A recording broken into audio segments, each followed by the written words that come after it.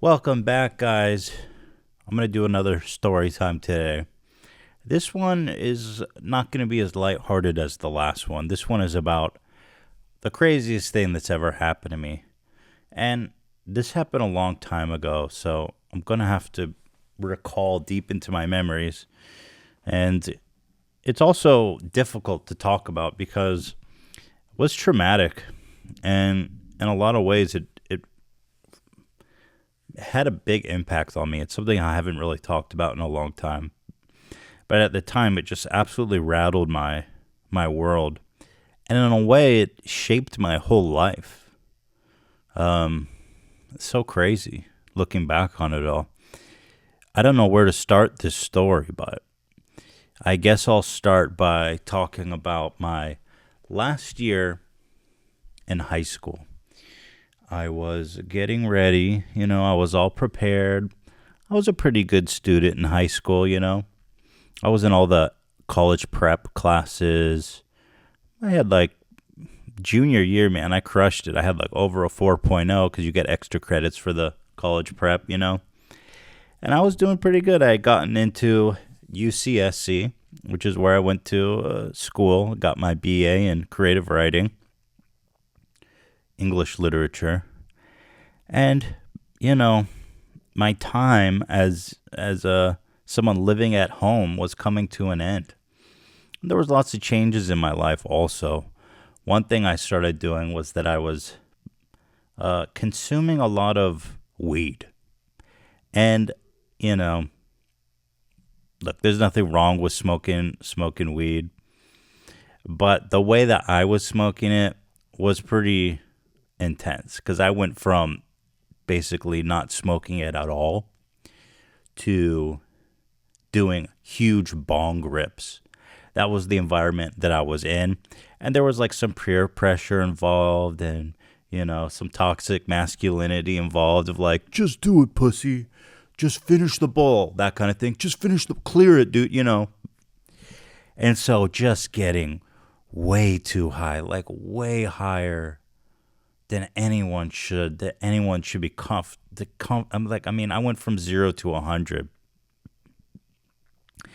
And in my senior year, I just became a full-on stoner. The funny thing about it, is that I didn't even like being high.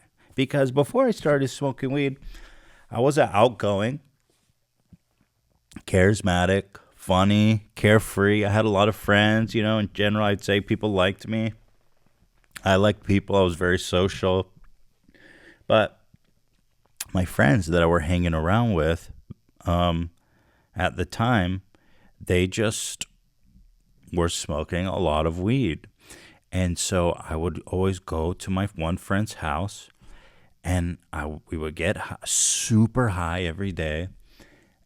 And that just became the routine for me. And over a month or so, I started to slip deeper and deeper into a kind of just hole. It reminds me, if you guys have seen the movie Get Out, how he falls into like the black hole and he can kind of just see, like through the keyhole, but he has no control over himself. I felt like that in a way.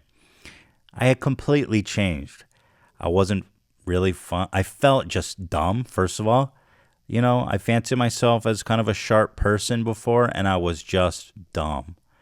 I was just not funny, dumb, with all the peer pressure and toxic masculinity I was around. I felt like insecure for the first time. I felt like less of a man. And I never really processed these emotions at all because that was what I did. I went to my friend's house, we smoked bowls, and that's what it was. And I was slipping deeper and deeper into this hole of kind of self-loathing and just I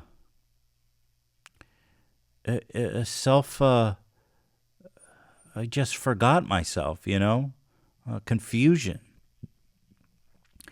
mixed with the impending huge change in my life of going to college. I was sitting at my friend's house one day And I just smoked a huge bowl, and I started coughing and coughing and coughing, and like the weed just hits you so hard, you know. I tell you what, man, I've done everything under the sun at this point, and I can tell you, weed hitting a fat bong rip of weed messed me up mentally. I'm not going to speak for everyone, more than anything I've ever done. Any of the hardest drugs you can imagine, weed hit me harder. And so, anyway, I took a big bong rip like I had been doing for the past months, and I start coughing and coughing. I don't know what it was, but something in my mind just snapped. And I remember thinking to myself, oh my God. I don't even remember what occurred to me in that moment. Maybe just that, the coughing was intense. You get these coughing fits, you can barely breathe. You feel like you're going to puke or you're going to suffocate. Oh my God. And then I heard myself saying, oh my God. And then I said, oh my God, again. And then I kept saying, oh my God, oh my God, oh my God. Like Tetris pieces falling on top of each other. None of them are clearing. Just, oh my God, like echoing in my head. And my heart was racing. I was having existential dread. I was losing my mind. I was having a panic attack, I now know. At the time, I had no idea what was happening. That made it even scarier. Completely snapped. I remember driving home. I still stayed, That's how divorced from myself I was. I stayed there and acted like everything was fine for another hour or two, feeling as if I was ruined forever. I felt I had broken my brain and I will never return to a state of normality. I remember getting home and driving, and the street lights were like laser beams. I was just tripping, dude. I was so messed up. Little laser beams coming at my face, and I was just thinking, what is happening? I went home, couldn't sleep, but eventually passed out, and I woke up and I felt relatively fine. Until the next day. This is the craziest thing about this story. I went back and I smoked again. Isn't that crazy? And the second time is when it actually didn't go away, right? The second time is when I got the same panic attack and I said, okay, I'm not smoking again. But guess what? It felt like I was never sober after that. I didn't smoke for a month, but I can't emphasize how badly I felt. It was the darkest time of my life, and the only thing I could describe it as just living in hell. I couldn't sleep. My mind was racing. Because I didn't sleep for so long, I started hallucinating.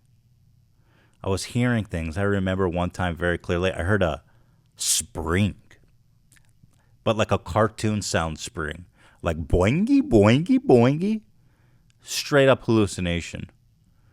And it freaked me out so much I got up and I looked around. I was like, was that something? I went outside, looked around the house. I was like, man, I am losing my mind. In fact, I had convinced myself fully that I was a schizophrenic. And I was, diagnosing myself online, WebMD. And I was looking up the symptoms of schizophrenia and stuff. And it's like racing thoughts, anxiety, paranoia, all this stuff. And I'm like, that's me. And I'm thinking, wow, this is the worst thing ever. Not only is my life over, but I have to break it to my friends and family that I'm a schizophrenic. And I had known people. I had known families where their child had become a schizophrenic, and I know it's such a tragic disease. And I know some people, while on medicine, can go on to live a relatively normal life, but in most cases, it seems like It's just so hard, and it's just so sad, and it's so tragic. And that's how I saw myself becoming a burden on my family,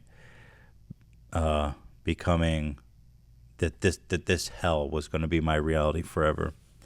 I didn't talk to anyone about it for like 2 or 3 or maybe even 4 weeks, and that was the hardest part about it. I think the part that messed me up the most. And I'm living in this perpetual hell, and I'm about to go to college, which is supposed to be the best time of my life, and I am living in hell. I don't know what's happening to me. My parents took me. I finally opened up to my parents, and they took me to see a psychiatrist before I went off to school. And I told her a little bit about what was going on with me. And she kind of comforted me in saying, like, listen, I know we don't have time to do like a full on session, but I can just tell that you're not a schizophrenic, like from the best assessment I can make here. She says, what it sounds like to me is that you have generalized anxiety disorder, which is an anxiety disorder, obviously, in the name. And I said, okay, well, I was relieved that I wasn't a schizophrenic, to be honest with you, but there wasn't much relief because the anxiety and all the horrible things I was feeling stayed with me pretty much all through college, you know. It was a long road of just dealing with this. And I went to college and I tried to talk to a therapist, but, I wasn't really ready for medicine and therapy. I just wanted to believe that I could take care of it on my own, which in retrospect is one of the biggest mistakes I made. I probably could have helped myself a lot and undone a lot of the damage I did to myself by just getting help sooner and not being so ashamed of what I was feeling. But be that as it may, that's not what I did. And I lived with I wish I could say college was the best time of my life. It was the best and the worst times. It was, all the good things that come with college, wild romantic affairs, good friends, freedom, and the absolute darkness and not living in this own mental hell in my mind. Well, that's not actually the crazy part. This is just the prelude. The point of me telling all that is because I had convinced myself that I was schizophrenic for about a month, and I had learned a lot about it, and I had I had been living in this mental anguish for years, leading up to when I went on Birthright, which was about, my third or fourth year of college. Now, if you don't know what Birthright is, basically, if you're Jewish, Israel has this program where they will pay for you to go on a chaperone trip with a bunch of other, Jewish people from Europe or America or Canada. They want you to come visit Israel. No, I don't want to get too much into the politics of whatever at this time. It's too much of a tangent. But basically, that's the deal. Every American Jew knows that you can get a free trip to Israel. That's that. That's what it is. And, I did it. Everyone I know did it. Heck, why not? It's a free trip. It's like 10 days long. And it's a hell of a time. Fortunately, I was still pretty much in the pits of my anxiety at the time, but the one thing I kind of always managed to get myself to do was to never let it keep me from doing things I knew I should do. Right? As hard and as painful as it was. So I did this trip. It scared me. You go by yourself. I went by myself. I didn't go with any friends. I didn't know anyone. So you know,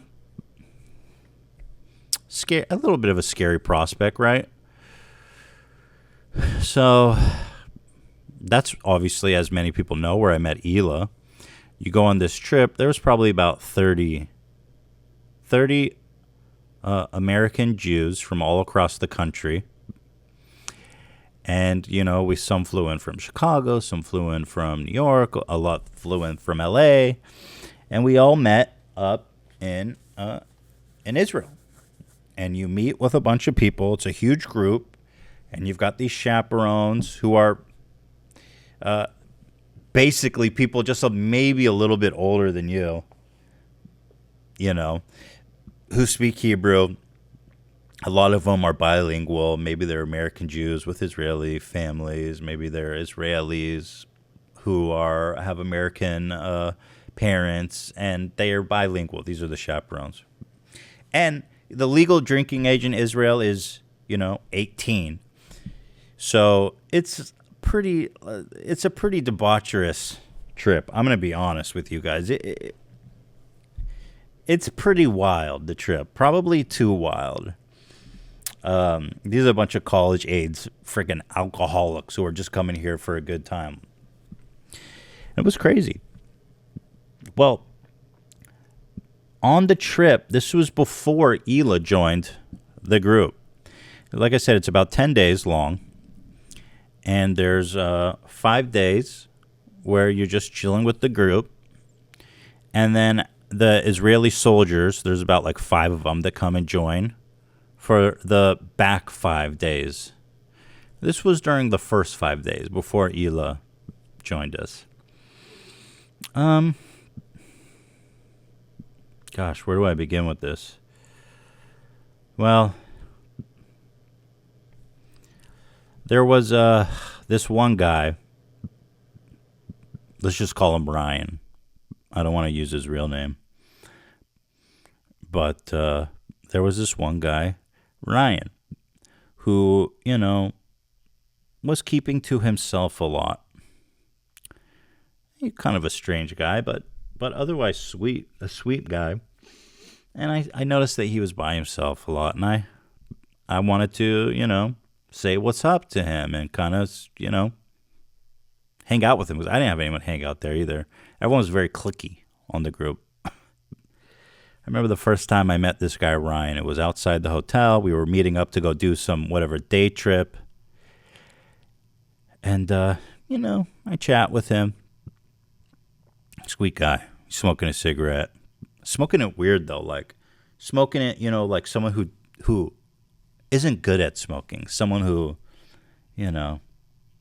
just picked it up. He's holding it funny with, like, all 5 fingers, and he's just not holding it confidently like you would expect someone who was an experienced smoker.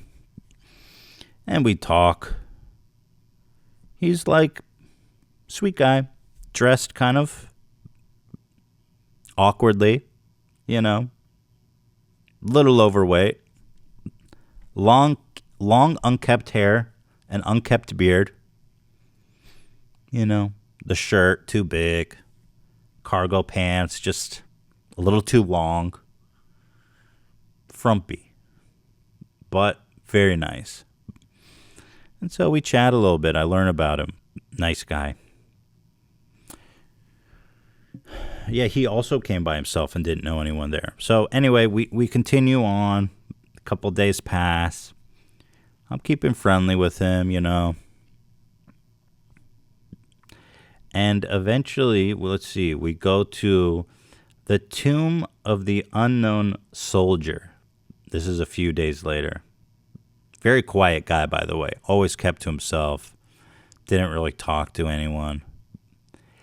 And I remember we were getting a tour of the cemetery, and she goes, we come to this place, and we have a tour guide, and she's talking about the tomb of the unknown soldier.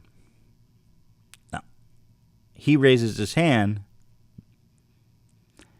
and he says, and we're standing at the tomb, right? And he raises his hand, and he says, this is the first time he's ever said anything, so it kind of took me by surprise, and he goes, when do we arrive at the tomb?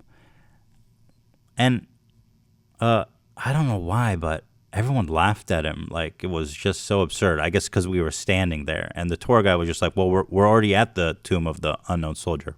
I'll be honest, I was confused too. I was like, "Hell yeah, dude!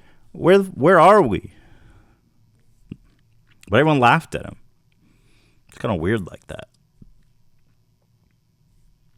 and it seemed to affect him a lot. This guy. I don't know why, but I was watching him closely. I was just really sensitive for some reason about this guy. He was looking agitated. He was looking at the ground. He just seemed really hurt that he had, taken the courageous moment to ask a question, and then everyone laughed at him. So juvenile.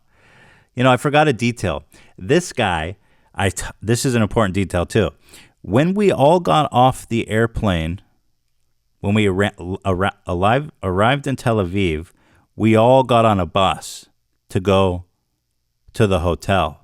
Now, this guy, everyone was waiting on the bus for like an hour for him because the dude had somehow lost his freaking passport.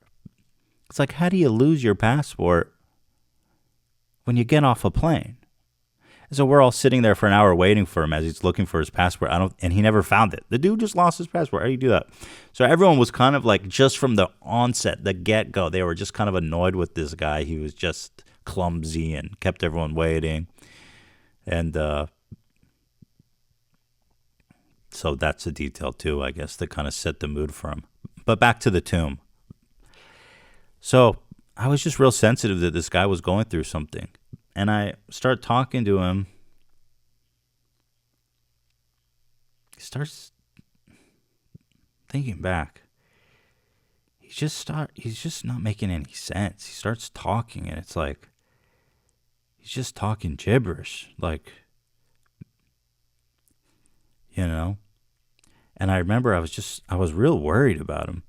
And I remember one of these stupid little frat boy pieces of crap. I'm trying to talk to this guy and I'm worried about him. And he walks by and it's like out of a movie. I mean, you can't believe these people exist. He walks by and he goes, "Hey, dude, where's the tomb of the undulled soldier?" Ha ha ha. And I was like, how are you real? I couldn't believe it. I mean, yeah, this really happened. I'm worried about him. He's acting really strange. We get on the bus and I sit next to him. And I swear to God, he turns to me and he says to me, and I quote, "The devil talks to me and he tells me to do bad things." Direct quote from the man. And I was like, wow, this is not a good situation. Nobody knows what's going on but me. I says, "What do you mean by that, dude? Are you okay?" He says, "Well, I hear voices in my head. The devil. He hates me, and he tells me, that I'm gonna have to unalive myself someday. That everybody hates me, and he tells me to do bad things. Like, I says, "Well, what bad things?" Because I was like, I'm concerned for the guy, but I'm kind of scared for my own safety when someone tells me that. I want to make sure that this guy's not going to try to hurt me. He says, "Well, what bad things does the devil tell you to do?" And he's like, "Well, I don't know. He doesn't really make sense." But he starts talking about the reason I brought up the cigarette thing. He goes, I like to smoke, but the devil tells me that I can't smoke. And thinking back from when I first saw him, and he was so nervous and weird with that cigarette. And he's just going on these really psychotic ramblings, just more and more being detached from reality.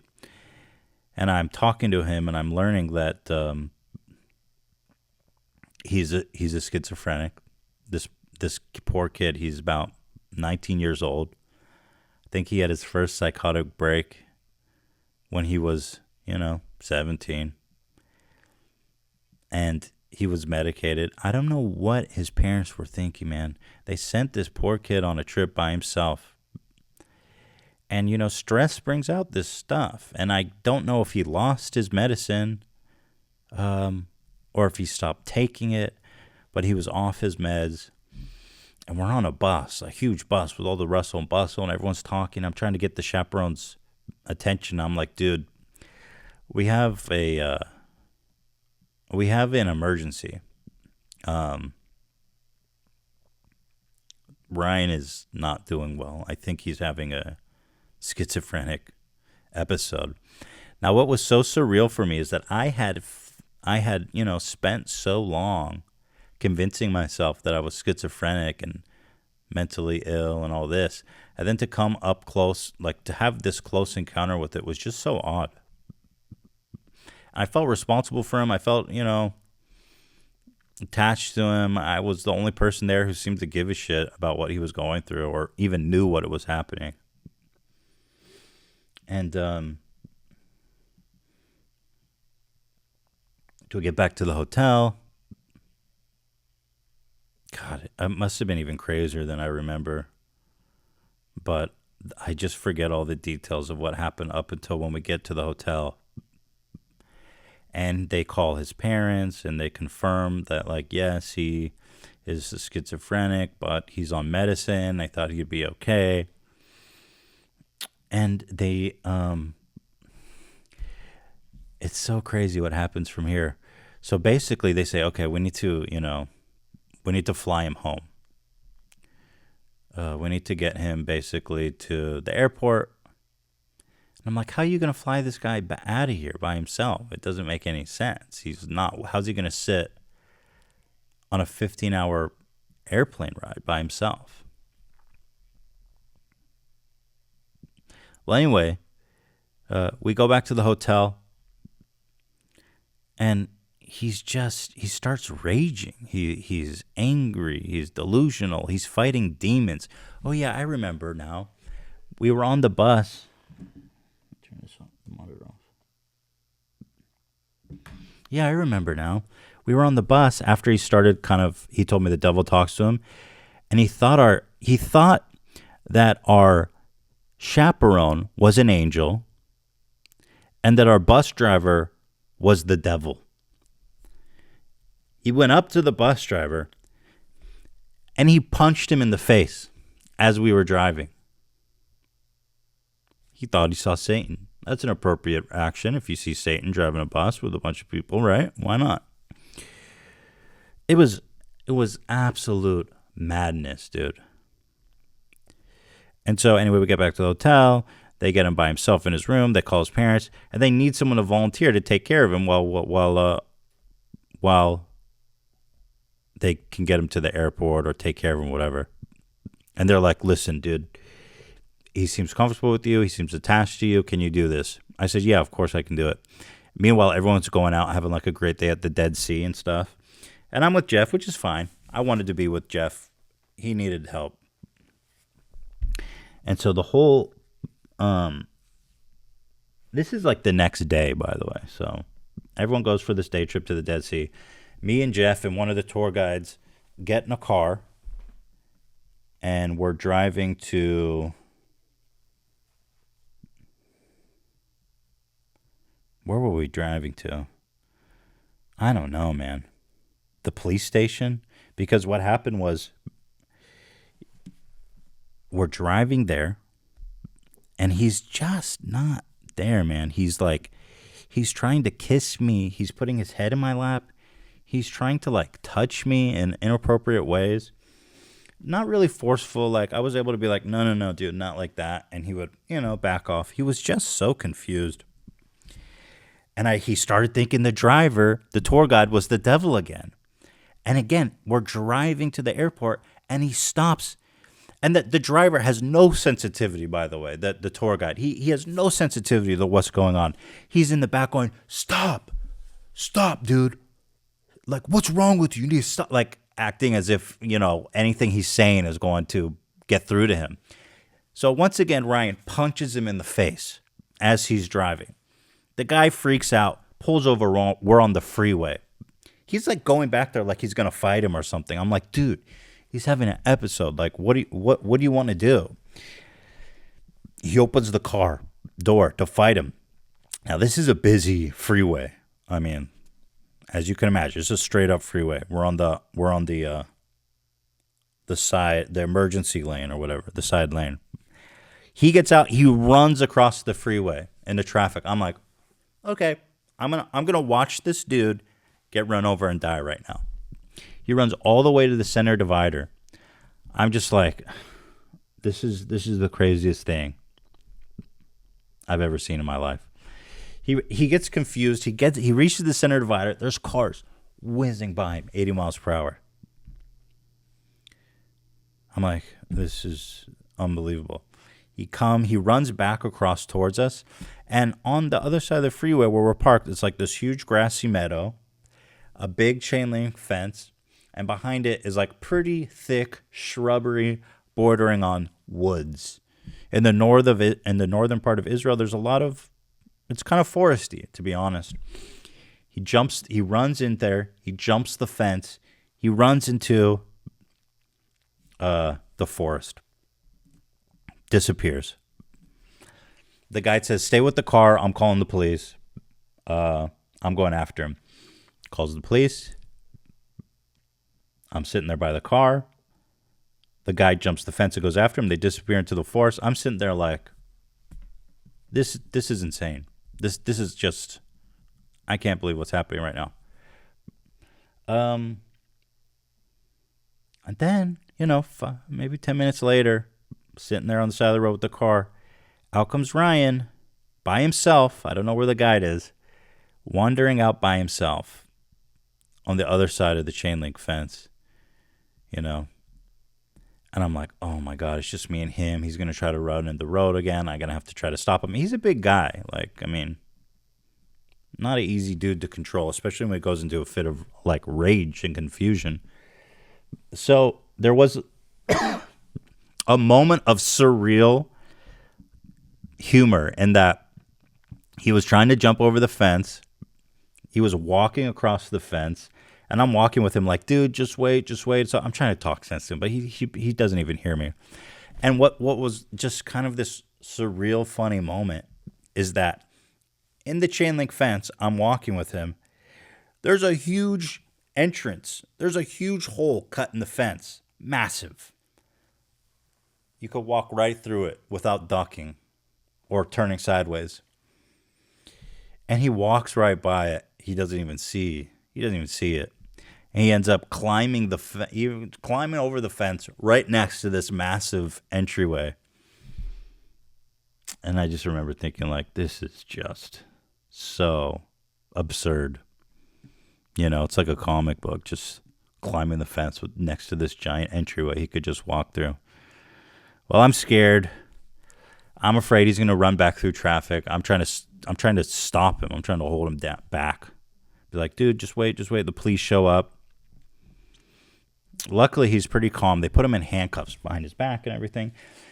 And he starts going into this insane, this crazy rage where he's trying to break the handcuffs. Screaming at the top of his lungs. Just focusing all of his strength on his handcuffs. His wrists are bleeding. Just gushing blood. Trying to break his handcuffs. So I get in the police car with him. We go to the police station. They got to book him. This poor guy. Process him. I'm sitting in the police station. All day.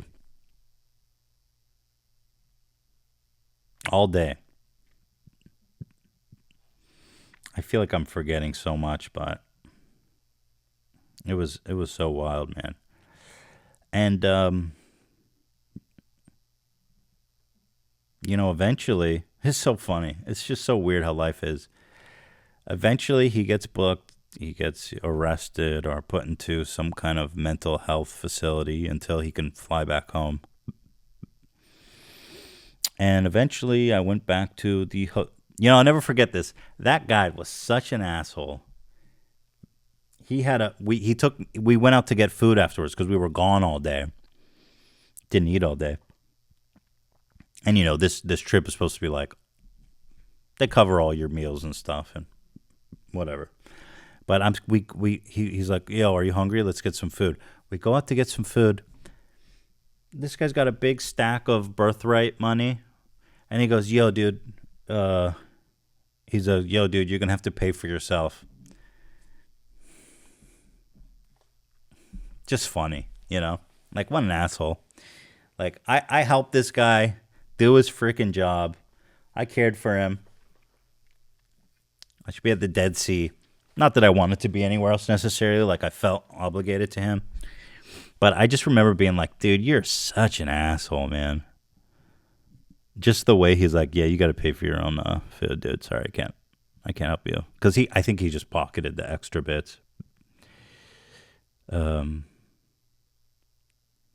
the really strange twist of fate was like they were discussing how are they going to send him home? How are they going to send him home? And I said, you know what? I'll go back with him. I felt so bad. You guys don't understand. The whole trip I was just super anxious. And then this whole thing and this guy, and I felt like obligated, like I had to help him. I said, I'll fly back with him. Now, this is, mind you, like 2 days before Hila arrives. And you guys know how much meeting her has completely changed the course of my life. And 2 days before I met Hila, I was ready to get on a trip with Ryan, fly home, and never meet Hila. And God knows where I'd be today without that. And they were going to let me fly back with him, too. They were like, okay, man, thanks for doing this. Thanks, take one for the team. But one of the higher ups, I guess, got caught wind of what was going on. And he's like, no, dude, you're staying. You're going to enjoy your trip. You've done enough. You're not going to, we'll figure it out. And so, they were going to let me do it. But so I guess, you might say God intervened. I don't believe in God and all that stuff, but it was pretty serendipitous how one of the most traumatic, crazy experiences of my life turned into the biggest blessing a man could ever hope for in life, to meet the love of his life 2 days later. That would give him everything he ever wanted and more, kids, career, love, companionship. Everything I found in her. And I almost missed it by 2 days. How weird is that? It was so weird when I met Hila 2 days later. I was trying to tell her about this situation. Her English was actually pretty broken when I met her. It was so long ago. I mean, what was 21? I mean, this was 15 years ago at this point. And so I was trying to tell her about all this craziness that happened. And she just, I don't think she really understood. I mean, she knows about it now, but at the time, I don't think she really understood. I probably thought I was crazy. But, yeah, I never know. I don't know whatever happened to him. I'm assuming he got home safely. But I think about him all the time. I actually do. The whole thing was so poetic and just sad. First moment off the bus, he forgot his passport. It's like he lost himself, both literally and metaphorically. The moment he landed in Israel, his passport gone. And just to be judged and ridiculed by these gutless pieces of crap. God, I hated those guys who did that to him, who ridiculed him. Spineless. And I think about him a lot. I hope he's okay, And I just think about it, it's just not fair, mostly, that he was born that way. And it makes me sad. And I thought that was me, just a few years before. I thought that's who I was and what my life would be. But I guess, there is that weird silver lining of that's how I kind of met Hila 2 days later. Nearly missed it, man. So close to missing it. Yeah, but that birthright trip was just full of shady characters. And I'll be honest, man. There was like guides who were trying to get girls drunk and bring them back to their place. Young girls. I don't know why everyone was trying to come to me. Like one of the guides goes, yo, I need you to call and complain to Birthright about this one guy. He keeps trying to get girls drunk and bring them back to his place. And I don't want to complain and rock the boat because I really want to keep being a tour guide. I was like, you coward. You pathetic. Literally he said that to me. I don't want to lose my status here. I want to keep doing these tours. And complaining about this guy trying to get girls drunk and sleep with them is going to jeopardize that? Dude, that was just a crazy experience, man. And if it wasn't for Hila, if it wasn't for meeting Hila, that would have been one of the worst experiences of my life. That whole trip in its entirety, I think. But it turned out to be the greatest thing ever. And one lesson I'll say to you guys, one thing that I can say I'm proud of myself for doing is that having gone through all that, having been at the peak of my anxieties, I still mustered up the courage to go up to Hila and say hi and talk to her because I liked her and I had made a deal with myself like, you're going through this horrible times, you're anxious, you're introvert, you've turned into yourself. You can't miss opportunity. You can't allow yourself to miss chances you would otherwise take. And I went up to Hila despite all that, and the rest was history. Yeah. I hope he's okay, man. I don't know. But I just think back to the stuff he told me about how he said to me, I remember, he said, I'm going to unalive myself one day. I just don't have the courage to do it. When we were on the bus, I was like, dude, I just never been confronted with like that amount of raw, just tragic energy. I know that I'm going to unalive myself one day. I just don't have the courage to do it. I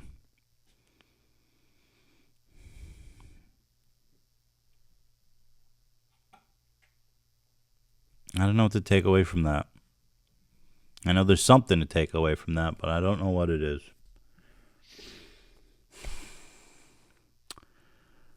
Well, that's the craziest thing that's ever happened to me. And I guess as bad as it is, it could always be worse, man. My dad used to say, if you could pick your troubles out of a hat at random, you would want to repick yours every time. He's right. So count your blessings, you know. Don't miss your chances.